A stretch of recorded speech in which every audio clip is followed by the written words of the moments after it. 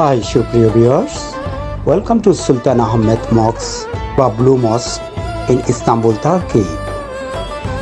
আমার turkey Istanbul সফরের episode 2 আপনাদের সম্মুখে আনার চেষ্টা করছি। প্রিয় ভিউয়ার্স, উল্লেখ্য যে ব্লু মস্ক বা সুলতান আহমেদ মস্ক এটি ঠিক আয়া সোফিয়া মস্কের উল্টো দিকে, অর্থাৎ একই স্থানে দুটি মস্ক। লেফট হ্যান্ড সাইডে রয়েছে আয়া সোফিয়া মস্ক আর রাইট হ্যান্ড সাইডে রয়েছে ব্লু মস্ক বা সুলতান আহমেদ মস্ক।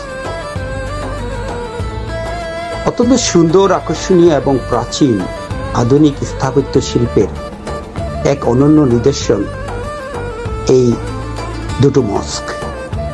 যেসব বন্ধুরা এখনো পর্যন্ত এই ঐতিহাসিক মসজিদগুলো ভিজিট করতে পারেন নাই অথবা কখনো ভিজিটিংয়ের সম্ভাবনা নাই, শুধু তাদের কথা চিন্তা করে আমি এই ভিডিওগুলো করি বা করার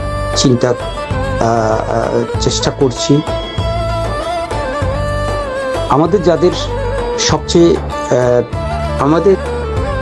স্বচক্ষে দেখার সুযোগ হয়নি, তাদেরকে এইসব ঐতিহাসিক স্থাপনা ও নিদর্শনগুলো আমার সরলী বর্ণনার মাধ্যমে আপনাদের নিকট পৌঁছে দেওয়ার আমার ক্ষুদ্র লক্ষ্য বা প্রচেষ্টা। ঐতিহাসিকভাবে জানা যায় এই ব্লু মস্ক বা সুলতান আহমেদ মস্ক 1609 থেকে 1616 সালের মধ্যে নির্মাণ করা হয়। এটি তৈরির পিছনে বেশ কিছু কারণ ও রাজনৈতিক উদ্দেশ্য ছিল। অটোমান সাম্রাজ্যের সমকালে অটোমান জাতিগোষ্ঠী যুদ্ধ বিগ্রহে ব্যস্ত ছিল। রাজনৈতিক শক্তির প্রদর্শনের জন্য সুলতান আহমেদ চেয়েছিল একটি বিশাল ও নান্দনিক মসজিদ তৈরি করে অটোমানদের ধর্মীয় প্রভাব ও স্থাপত্যশৈলীর শ্রেষ্ঠত্ব প্রমাণ করতে নির্মিত হয়। আবার অনেকে ঐতিহাসিকরা মনে করেন যুদ্ধক্ষেত্রে বারবার পরাজয়ের গ্লানি ও সাম্রাজ্যের অস্থিরতা দূর করার জন্য সুলতান এই মসজিদটিকে আল্লাহর সন্তুষ্টি লাভের মাধ্যম হিসাবে তৈরি করেছিলেন। যদিও তখন অটোমান জাতিগোষ্ঠীর মধ্যে রেষারেষি ও রাজনৈতিক ও শক্তিমত্তা প্রদর্শনের একে অপরের বিশালত্ব প্রমাণের জন্য ঠিক আয়া সোফিয়া মসজিদের উল্টো দিকে বা একেবারে তার নিকটবর্তী স্থানে এটি নির্মাণ করেন বা নির্মিত হয়। মসজিদের ভিতরে ইসনিক টাইলস ব্যবহার করা হয়েছে, যার বেশিরভাগ নীল রঙের। মসজিদে প্রবেশ করলে যে অসাধারণ নীল আভা দেখা যায়, আর সেই কারণে পর্যটকদের কাছে এটি ব্লু মস্ক নামে পরিচিত। আয়া সোফিয়া বা ব্লু মস্ককে নিয়ে কোনো ধরনের দ্বন্দ্ব বা সম্পর্কের কোনো অবকাশ ঐতিহাসিকভাবে খুঁজে পাওয়া যায়নি। তবে ঐতিহাসিকভাবে আয়া সোফিয়া ও ব্লু মস্ক, সুলতান মস্ক এই দুটি একে অপরের পরিপূরক হিসাবে দাঁড়িয়ে আছে। আয়া সোফিয়া হচ্ছে বাইজেন্টাইন স্থাপত্যের শ্রেষ্ঠ নিদর্শন, যা গির্জা থেকে পরবর্তীতে মসজিদে রূপান্তর করা হয়। আর ব্লু মস্ক হলো অটোমান সাম্রাজ্যে বা অটোমান স্থাপত্যের আদলকে শ্রদ্ধা জানিয়ে ডিজাইন করা হয়েছিল, যা কিনা শুধুমাত্র মসজিদই ছিল। তাছাড়া ব্লু মস্ক বা সুলতান মস্ক ছিল 6টি মিনার বিশিষ্ট তুরস্কের একমাত্র মসজিদ ছিল, এবং সে সময় বড় ধরনের বিতর্কের সৃষ্টি হয়েছিল এই 6টি মিনারকে ঘিরে।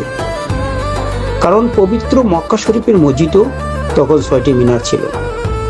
পরে এই বিতর্ক অবসানের জন্য পবিত্র মক্কা শরীফে আরও একটি মিনার বাড়িয়ে সমস্যার সমাধান করা হয়, অর্থাৎ পবিত্র মক্কা শরীফে 7টি মিনার বর্তমানে বিদ্যমান।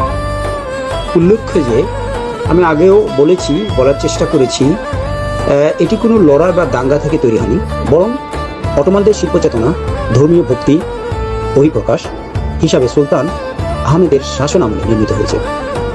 এবং এটি একটি কৌশলী অবস্থানে অবস্থিত, যাতে ইস্তাম্বুলের আকাশ রেখায় এর গম্বুজগুলো আয়া সোফিয়ার মতোই বিশাল এক দৃষ্টিনন্দন মনে হয়। হায়া সোফিয়া ব্লু মস্ক উভয়ই এখন ইস্তাম্বুলের ইতিহাসের দুই স্তম্ভ। এই ছিল ব্লু মস্ক বা সুলতান মস্কের সংক্ষিপ্ত ইতিহাস বিবরণী, যা কিনা বহমান যুগ যুগ ধরে। আমরা এখন এটাকে আমাদের ক্যামেরায় আমাদের সাধ্যমতো আমাদের নিকট আপনাদের নিকটে স্থাপনের চেষ্টা করছি। আমি এখন ব্লু মস্কের বাহিরের অংশ আপনাদের দেখানোর চেষ্টা করছি এবং ধীরে ধীরে ভিতরের অংশে প্রবেশ করব। তখন আমাদের সাথেই থাকেন, আমরা সবাই মিলে এটা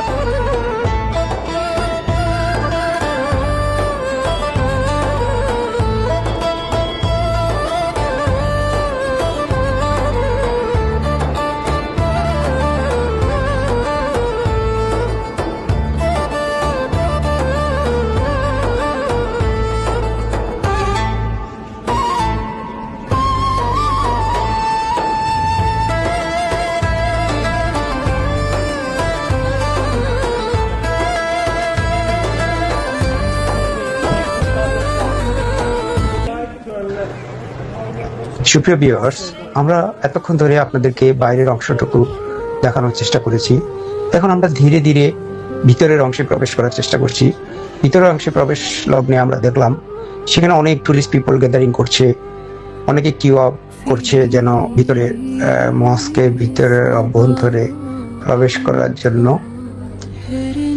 আধুনিক এই যুগে যেখানে আপনার বলা যায় যে এআই এর যুগ, সেখানে আমরা যখন এই ধরনের স্থাপত্য শিল্পের নিদর্শন দেখতে পাই তখন আমরা আসলে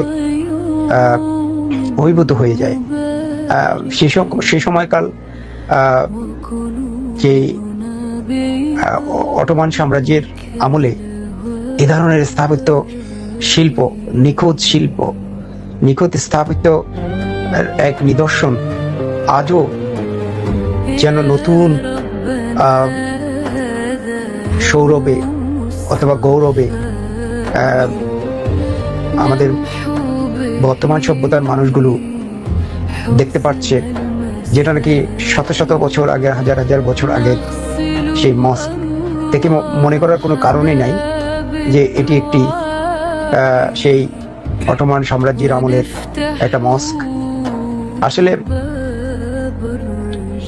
সেই সময়কার যে নিখুঁত কারিগর ছিলেন তাদের প্রতিভার আসলে আমরা আশ্চর্য হয়ে যাই, অভিভূত হয়ে যাই। তাদের শিল্পকর্মের যে হাতের ছোঁয়া এখনো পর্যন্ত আধুনিক এই যুগে আমরা মানে কি বলবো, এটা বলার অপেক্ষা রাখে না যে তাদের যেই শৈল্পিক কারুকাজ এগুলো সবসময় এই যুগের মানুষদেরকে সত্যি সত্যি আশ্চর্য হওয়ার মতো। এখানে আমি লক্ষ্য করছি অনেক টুরিস্ট লোকজন এসেছে এটার ভিতরে।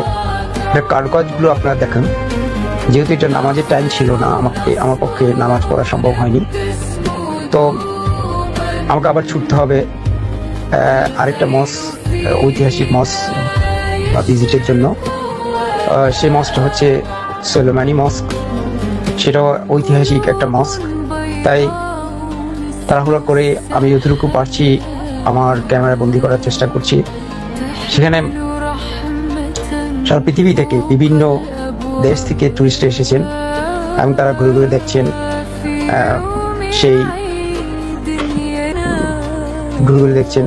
সেই সময়কার সেই স্থাপত্য শিল্পের যেই নিদর্শন আজও আধুনিক সভ্যতায় মানুষ সত্যি আশ্চর্য হচ্ছে যে এত সুন্দর করে কি করে, এত সুন্দর এবং নিখুঁত কারুকাজের মাধ্যমে কি করে আসলে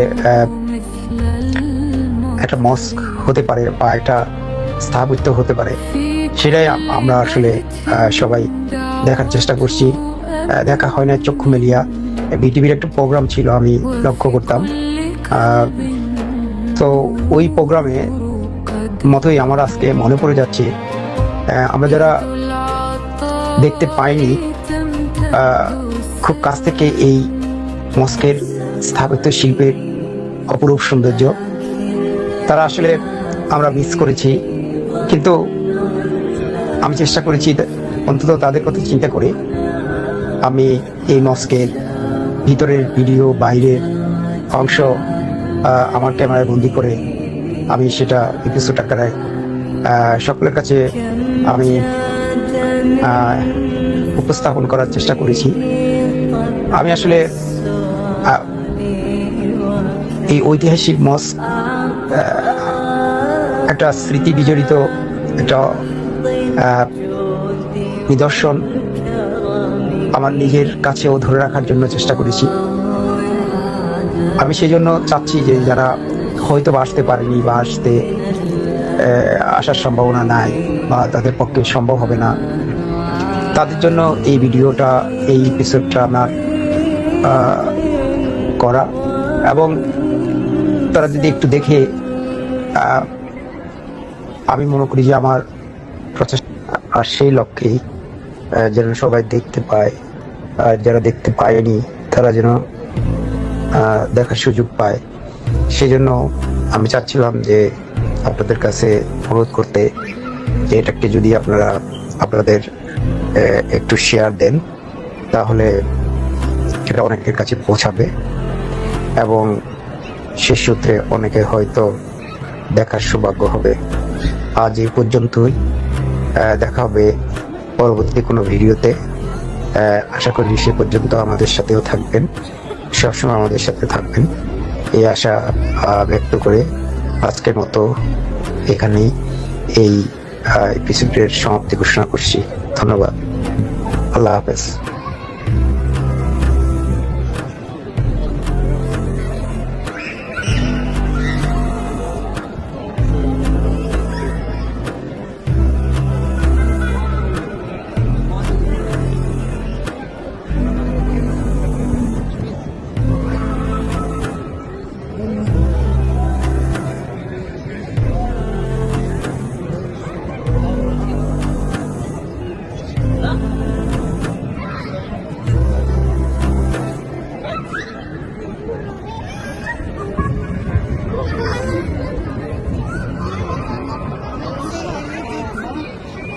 Allah ya